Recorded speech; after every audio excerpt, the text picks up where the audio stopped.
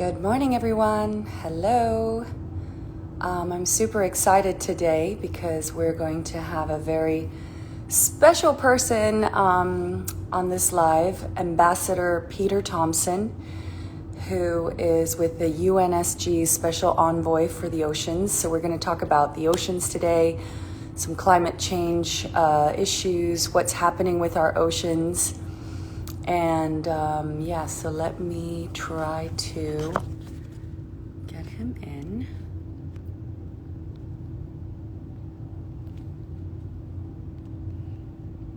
I hope that you're excited to learn more about sustainability, the blue economy, the UN Ocean Conference, and various subjects about our climate, biodiversity, the effects. Good morning. Good morning, Peter. Can you hear me? Yes, I can hear you perfectly. Oh, you cannot hear me? Oh, Can you hear me now? Do you have good Wi-Fi? I can't hear you. Oh, really? You can't hear me like this? No? You can't hear me, Peter? Can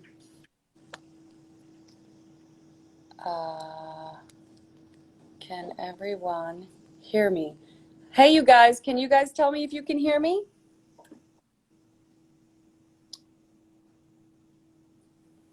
Okay, it seems like the others can hear me. Best Love Vacations, but Peter can't. Maybe there's something where you need to turn on your iPhone to make sure that it's, yes, we can hear. Okay, so people can hear me. Peter, I can hear you. Okay. I think you can hear me, but I can't hear you. Is that the way it's going? I think so, but it seems that the followers are saying that they can hear me. So I'm not really sure. Maybe you can stick some earphones in. If you can stick earplugs in and you can, maybe that'll change it, because the followers are saying they can hear me. What can we do here? Let me see. We can hear Peter. Can you also? Any advice on sound? And you guys, you can also hear me? From anyone. Oh, okay. People are saying they can hear both of us, but I guess you can't hear me.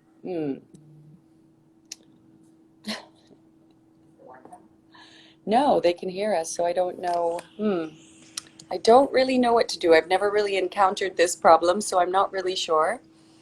But everybody can hear us, except for Peter not hearing me. Thank you guys for answering. Okay, working on it. Okay. I'm told that they think it's my phone. I can't see how, though. I got my volume up full. And yeah, maybe headphones. If you I can hear you now. Oh, great. Do you know what it is? It's if I plug in my my microphone. Ah, okay. So I'll dispense with that. All right. Well, we got it. Yay! We're there. Now we're there. Can I put this on my tripod? Even better. Look how professional we're getting at this stuff. That's great. I just need to go sideways now. I'll go sideways. I'll join you. Oh, super. Okay, we're there. Hi. Oh, Peter, I'm so excited. I'm so excited to meet you. Thank you for taking the time today. Not at all. And thanks for your great work that you're doing with UNEP. Thank you. I'm really excited to be a part of it. I don't know if you know a little bit about me, but I was born in the Seychelles Islands, and I grew up on the beach, on the ocean, and actually my grandfather knew Jacques Cousteau, and so I have a little bit of a dance with the oceans. And then I've traveled quite a bit extensively with my travel brand, and I've seen what's changed, and I've seen the decay of beautiful coral reefs during my experiences and travels. And I just know I felt like the need to really make sure that I bring value to my audience, and that my audience is aware of really what's going on. And so I'm really excited to have you on today. And by Well, the I way, wasn't. Craig, I didn't know that you were born in Seychelles. So you're an island person like me. I was born in Fiji and spent the first 40 years of my life living and working in rural Fiji. oh, cool. Okay. Yeah, that was actually one of my questions. I would love to know how you got into this. What was your passion? What happened? So it makes sense that you're an islander and you also were close to the ocean. Yeah, I guess you're from Seychelles. You'd understand that the relationship with the ocean is very much one of respect because, if you've been at storms at sea, if you've been seasick, if you've had friends who've been shipwrecked, if you've been stung by coral, if you've been stung by jellyfish, if you've been caught in riptides and think you're drowning and all that stuff, you have to respect the ocean. It's the great power on the planet. Yes. But of course, there's all the wonder that comes with it as well. I mean, diving in coral reefs, just incredible joy of that, and the abiding love of seascapes and everything it gives to us in succulent food and all the rest. So that relationship with the ocean, yeah, if you're an island person, really, but for any human being, it should be the basis of your life. The ocean is out there producing over 50% of the oxygen for us on the planet. Yes. Yes. So please, while I have you here, please tell us more about the UNSG's Special Envoy for Ocean. What does it do? Okay, I'm the first in this role. It really came out of the UN Ocean Conference, the first UN Ocean Conference that was held. That was when I was president of the General Assembly of the United Nations, and I kind of shepherded that conference into existence. And from that onwards, there was a realization that ocean action was just, first of all, underrepresented in terms of us doing enough, and the need for us to make sure that the Sustainable Goal 14, which is the ocean goal, was being implemented around the world. So that's why I was asked to take on this special envoy role, and I've been doing that now for 3 years. Okay. And can you tell us more about the Lisbon UN Ocean Conference that you're involved with and what that's about? Okay, so the Lisbon Conference will be the second UN Ocean Conference.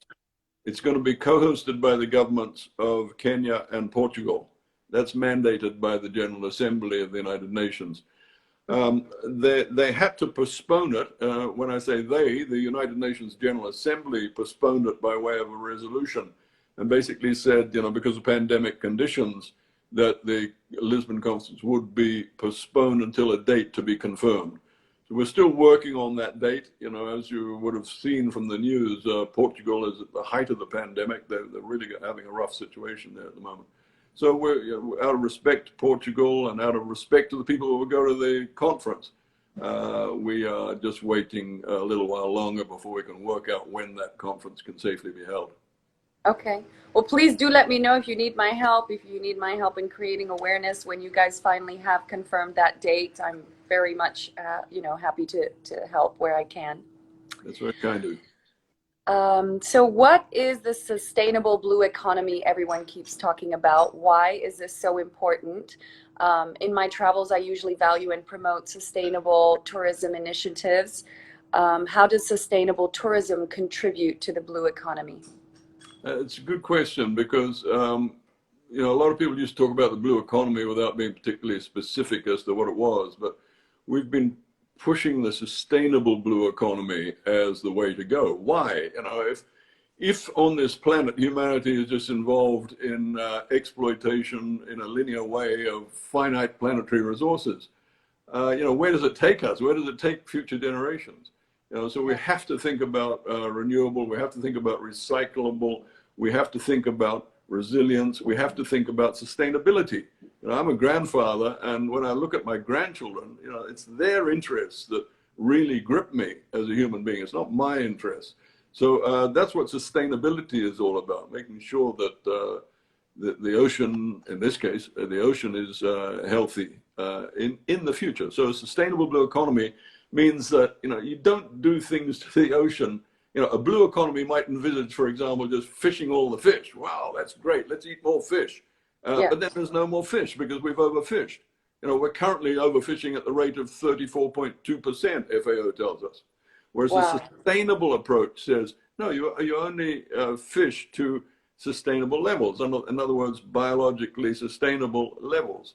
And if you are going to be getting into energy, why go in and take out fossil fuels from the ocean? That's blue economy. Sustainable blue economy is putting wind farms out there, which those wind farms can give us 6 times the electricity that the planet needs, right? That's the Yes. sustainable blue economy. That's an economy that will still be there and healthy when our grandchildren are alive. So those are sort of examples. Shipping at the moment, all our trade gets carried mostly by ship. But the ships burn bunker fuel, the dirtiest kind of oil, awful pollutant. But we have the technology now that we know that we can make the transition into green shipping, into ammonium-driven hydrogen shipping, with absolutely zero pollution. So, these kind of considerations make blue economy sustainable as opposed to just being blue. Yeah. So we need like a general complete shift in the way that we've been doing things and changing the old forms. I think I even saw something about like cooking when they're burning on the pots or whatever, what that ends up becoming in the air, and that we need to like really focus on making sure we're using the right pots and the right form of heating the pots, and I mean, just the fires and burning like they do in many third world countries. I mean, I'm also from a third world country, and just being more aware of what that causes into, pollution into our air. Absolutely. I think that is actually the right approach, just looking at everything you do. One of the Sustainable Development Goals, Sustainable Development Goal 12, is about changing our consumption and production patterns. And this is absolutely essential, even more so than when it was brought in 2015. And what you're pointing out there is that, just look around, every individual. It's not just the nations and the corporations and the cities that have to do this. It's us as individuals. Yes. We've got Yes. to work out, you're still going to eat beef. My wife and I gave up beef when we realized what was happening to forests because of it. I'm not saying everybody should give up beef. I'm just saying we made a personal choice because we love our grandchildren more than we love hamburgers. We gave up owning cars because the electric cars weren't available to us. I haven't owned a car for 20 years for that reason. You've got to make your personal choices in all this, as well as being directed by your governments and so on. Because why is this? We can talk about this in some detail. We really are on a course towards the precipice at the moment. Mm-hmm. I agree with you. I also gave up eating meat for 5 years. I was a pescatarian, more because also I just loved the animals and felt bad. And then, I realized like an octopus has 8 brains, so I stopped eating octopus. And then in June, I did a metal detox, and I realized I had quite a bit of metal in my blood. And I was like, how is this possible? And of course, I go through a lot of airports, and my doctor, when I looked into it, said, most of these fish are farm raised, including the salmon that you eat in an airport or that you eat in a restaurant.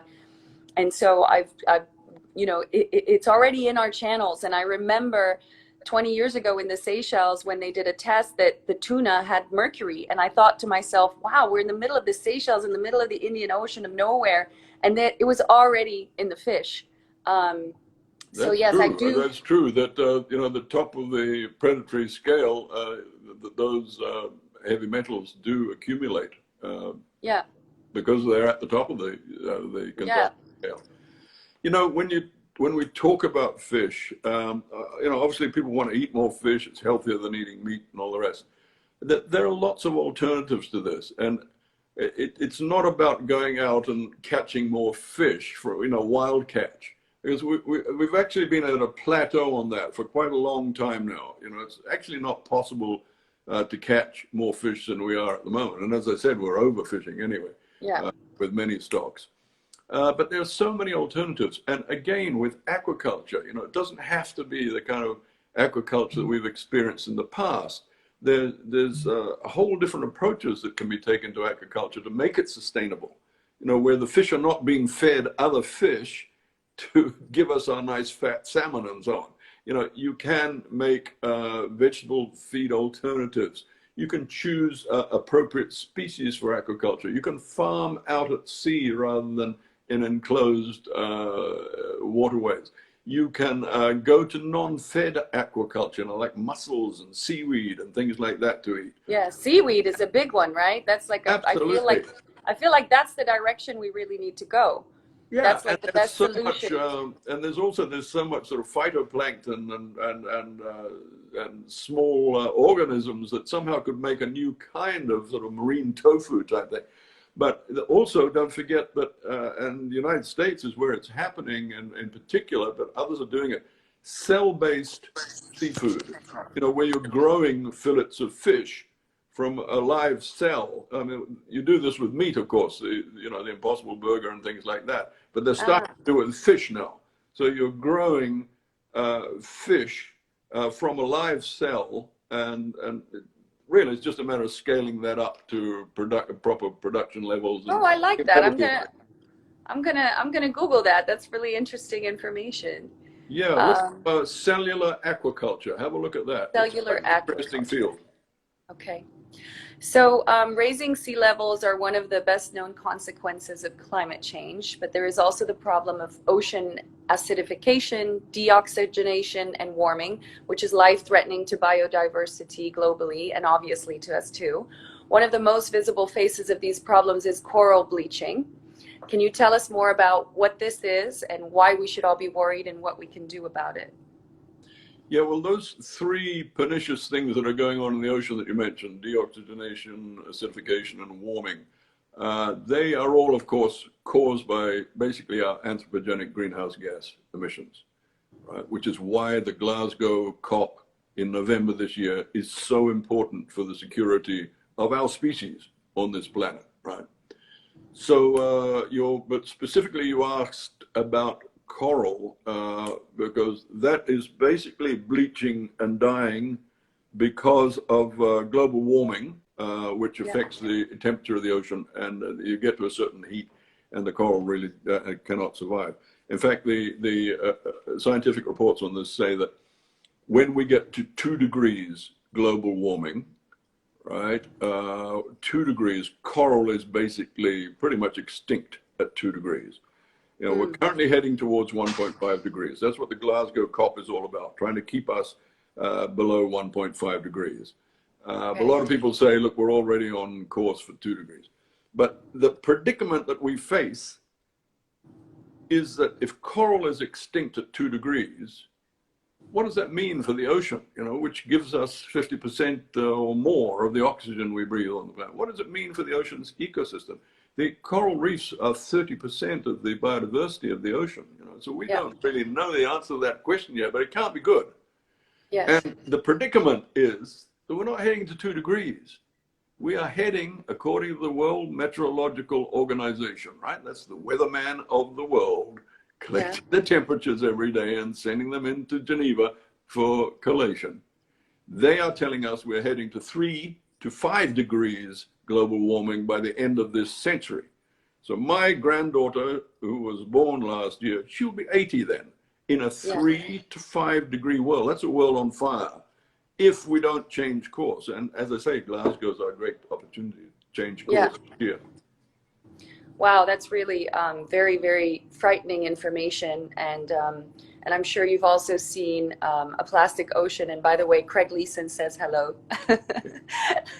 I told him we were having a live, and he said, please tell him I say hello. And so to add to that, we have massive, you know, microplastics in our waters, and corals are animals, and they're actually eating that and dying as well. So we have, you know, not just the bird population and the other big animals of the ocean, but the corals are dying from these microplastics, and it's a question how to get it out, right? So yeah, I'm also very involved with corals. I'm working with Aki Live, who has a project called Coral Live, and they're, you know, replanting with the help of marine accretion technology to expedite the growth. And yeah, it's really, really disturbing to go to places like in the Maldives, in the north of Maldives, where, you know, and it's quite deep there, and you still see the coral bleaching. So it's not that it just has to be very shallow in under 3 meters of water. It's actually like happening at greater depths. So that's just disheartening. I think the two things I'd react to there, Jessica. One is that, having known the beauty of it as you have, of Yeah. what a live coral reef looks like. I mean, it's one Yeah. of the wonders of this planet. To then go back and visit the same reef and just see everything just dead, nothing. Yeah. You know, one or two I know. stray Yeah. fish. It's absolutely heartbreaking when you think Yeah. that's us that have done it. You know, I don't Yeah. point the finger at anybody else. I point it at myself. You know, I've flown Yeah. around in airplanes and done all the rest of the 20th century life. So there's that. And then you also mentioned the thing about, you know, plastic getting into the food chain. Well, that means when we eat our food, you know, our shellfish and our fish and all the rest, we are eating microplastics. In Yeah. fact, I wrote to the Director General of WHO, who's a friend of mine. You know, he's obviously a rather busy man these days with his pandemic, or sorry, Yes. the pandemic. But what I said to him was to follow up on the conversation we had last year, which is I hope that WHO can get the message to medical science that we don't know enough about the effect on the human body of microplastics. You know, Yes. we know that it crosses the blood-brain barrier. We know that it crosses the placental barrier in our bodies, right? But we don't really know what the long-term effects of that are yet. Maybe it's okay, but you know, we need the research to tell us Yes. that it's okay or it's not, because that's a Yes. very big part of the you know, the plastic industry's responsibility for what we've done to the planet and are doing to ourselves. Yes. Yes, I agree. So SDG 14.6 calls us to, by 2020, prohibit certain forms of fisheries subsidies which contribute to overcapacity and overfishing, and eliminate subsidies that contribute to IUU fishing. How does ending harmful fisheries subsidies allow us to meet the growing demand for seafood in a sustainable way? Were we able to meet this target in 2020, and what can we do about it? You know, people might think that that's a small matter, but it's actually one of the main reasons for ecosystem collapse in the ocean. There's over 20 billion dollars worth of fisheries subsidies given out every year. Over 20 Wow. billion dollars worth. And it's mainly going to the big industrial fleets. Over 80% goes to the big industrial fleets, thereby allowing them to travel great distances to do their fishing. And, you know, that contributes to that overfishing stat that I gave you of 34.2%. So it also contributes to the fact that places that are not governed or don't have the ability for ocean governance, you know, we're talking mainly about developing countries, least developed countries, you know, that don't have navies and so on, that they can go and patrol their waters. They're the ones that are being overexploited and you know, fish taken illegally from them and all the rest. And these subsidies are they're allowing that to happen. Now, if the subsidies were taken away, that I'm very confident that that overfishing stat would fall dramatically. Okay, how have we done on that? We were supposed to get rid of them in 2020. It's the WTO, the World Trade Organization, is mandated to do the job. They came very close at the end of last year, very close. And I was intimately involved, so I know that they tried their hardest, but they didn't get there. And, you know, the pandemic obviously made things very difficult. But work is going on in Geneva this week on that. And I'm very confident in 2021 we'll get rid of the fisheries subsidies, harmful fisheries subsidies. That would be amazing. But I can relate, because I know that we used to have Chinese ships come into the Seychelles waters, and because we have such a big open area, there's no way that they can even safeguard and protect and have boats everywhere. And they would come in and fish in our waters without a license and take the sharks and cut the fins, and you know, so it's a really, really big problem, especially in countries where they just don't have the capacity to Sure. patrol everything. Yeah, and the great thing about WTO, of course, is it makes a universal rule that all nations. Yeah. So one of the SDG 14 targets maturing this year called for us to, by 2020, conserve at least 10% of coastal and marine areas, consistent with national and international law and based on the best available scientific information. Were we able to reach this target, and what is missing? We weren't able to meet it. Again, huge amount of work went in last year to try and get us to that 10%. Ascension Island, I think you probably might have read about this. Ascension Island in the South Atlantic, British Overseas Territory. They bought in their marine protected area towards the end of last year, the biggest marine protected area ever in the Atlantic Ocean, Okay. fully protected. So there were some great victories, but we didn't get there. It's sort of hovering around the mid 7% level at the moment. There is enough on the table for us to get to 10% this year. Okay. The big disappointment for me last year was that CAMLA, this is the commission that made up of a whole bunch of countries that looks after Antarctica's Southern Ocean waters and what goes on there, you know, granting of fishing licenses and setting up marine reserves and so on. It set up the Ross Sea Marine Reserve about 4 years ago, one of I think still the world's largest. So there are 3 proposals for big marine protected areas down in the Southern Ocean off the coast of Antarctica. But unfortunately, CAMLA, we had very much hoped that at least one of those would have come in. Even if one had come in, it would have been enough to get us to 10%, because they're vast, these MPAs in Antarctica. So anyway, you can imagine we started this year hitting the ground running, trying to get at least one of those MPAs in this year, hopefully all 3 of them in this year. So keep an eye on that. East Antarctica MPA is one of them. The Weddell Sea MPA is another one. And then the Antarctica Peninsula, which Chile and Argentina have been trying to get in place. But there are a couple of countries which have been blocking it. The great majority of CAMLA wants this to happen. Okay, great. So what is 30 by 30, 30% by 2030 movement? Can we get to 30-30 without getting to 10-20, the 10% by 2020?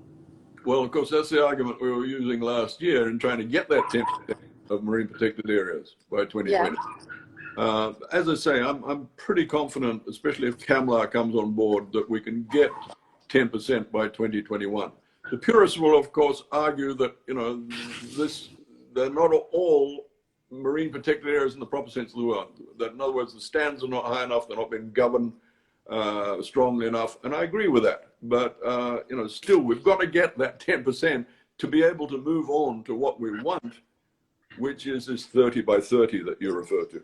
Yes. Now that's serious stuff. You know, there's about there's dozens and dozens of countries: UK, Canada, Germany, others that are Seychelles. Seychelles. We did it. We did 30% marine protection. We did it. I think Belize is in there. You know, Costa Rica.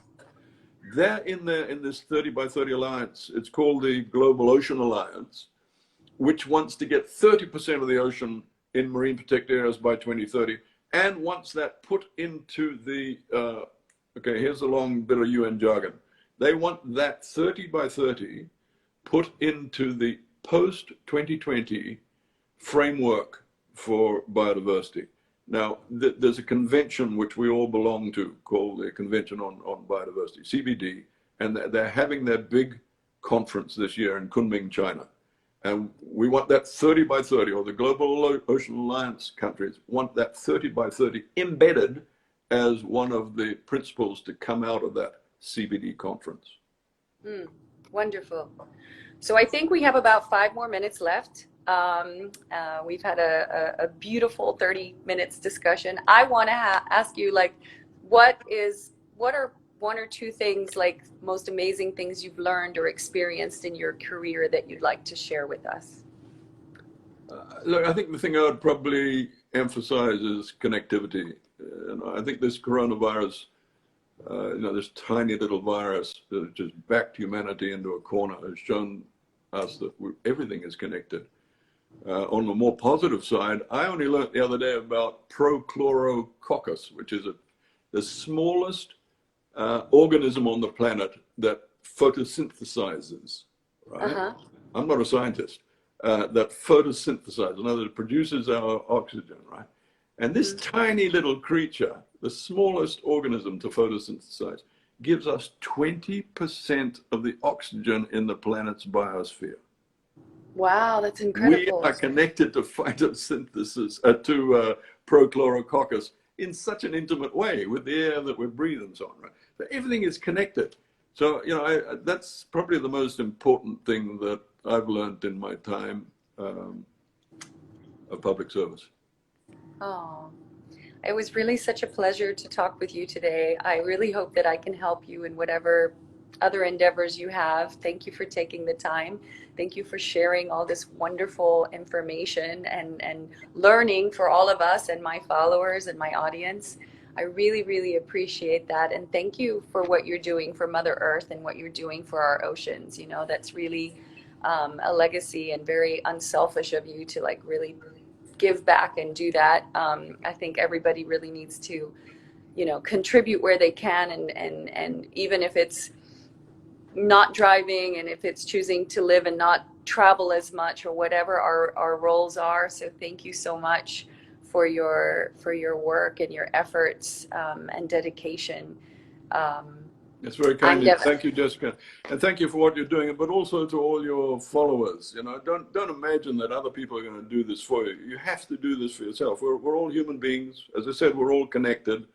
We all want equity, we all want inclusivity, and we want sustainability. You know, we want our children and grandchildren to have security and happy lives in the future. So make that your daily task, and in amongst all the other busy stuff that you're doing, and you'll be doing the right thing.